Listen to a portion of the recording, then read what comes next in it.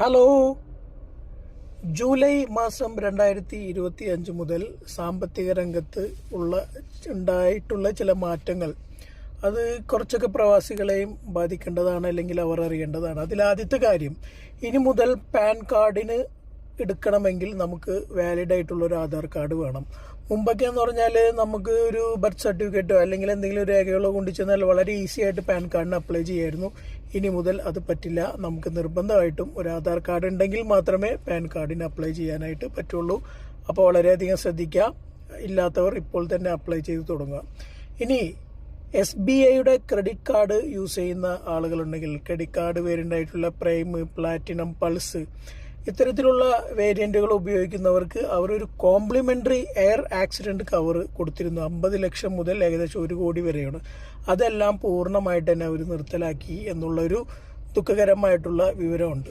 അതുപോലെ തന്നെ HDFCയുടെ ചില ക്രെഡിറ്റ് കാർഡുകൾ യൂസ് ചെയ്യുന്നുണ്ടെങ്കിൽ പ്രത്യേക കാറ്റഗറിയിൽ 1% മേളിൽ, അതായത് ഗെയിമിംഗ് സെക്ഷനിലൊക്കെ ഒരു നിശ്ചിത എമൗണ്ടിന് ശേഷം വരുന്ന ഓരോ എമൗണ്ടിനും 1% പലിശ ആയിട്ട് കൊടുക്കേണ്ടി വരും. ഇനി അതുപോലെ തന്നെ ഇൻകം ടാക്സ് റിട്ടേൺ ഫയൽ ചെയ്യുന്നതിൻ്റെ, അതായത് IRT income tax ITR file ചെയ്യുന്നതിൻ്റെ ദിവസങ്ങളിൽ ഒരു ലാസ്റ്റ് ദിവസമായിട്ട് ജൂലൈ 31 സാധാരണഗതിയിൽ അവസാന ദിവസം. അതിൽ നിന്ന് മാറിയിട്ട് ഇപ്പോൾ അത് സെപ്റ്റംബർ 15 വരെ ഏകദേശം ഒരു 46 ദിവസം കൂടെ കൂടുതലായിട്ട് ആഡ് ചെയ്ത് വന്നിട്ടുണ്ട്. അതുപോലെ തന്നെ പിന്നെ ICICIയുടെ സേവിങ് അക്കൗണ്ടുകളിലെ ചില സർവീസ് ചാർജുകളിൽ മാറ്റം വന്നിട്ടുണ്ട്.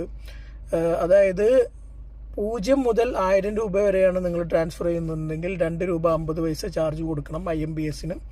ഇനി 1000 മുതൽ 10000 വരെയാണെങ്കിൽ അത് 5 രൂപയാണ്. 10000 മുതൽ 5 ലക്ഷം വരെ ആണെങ്കിൽ 15 രൂപയാണ് ചാർജ് കൊടുക്കേണ്ടത്. അത്തരത്തിലുള്ള മാറ്റങ്ങൾ ഉണ്ടായിട്ടുണ്ട്.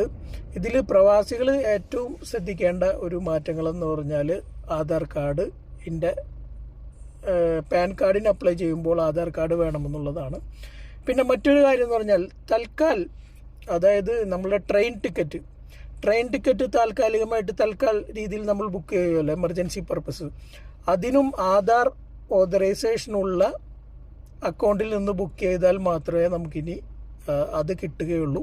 ഇനി കൗണ്ടർ ബുക്കിംഗ് ആണെങ്കിൽ കൂടി നമ്മൾ കൗണ്ടറിൽ പോയി കഴിഞ്ഞാൽ വാലിഡ് ആയിട്ടുള്ള ആധാർ ലിങ്ക്ഡ് ആയിട്ടുള്ള മൊബൈൽ വേണം. അതിലേക്കായിരിക്കും OTP വരെ. ആ OTP അവിടെ പറഞ്ഞു കൊടുക്കേണ്ടതും വേണം.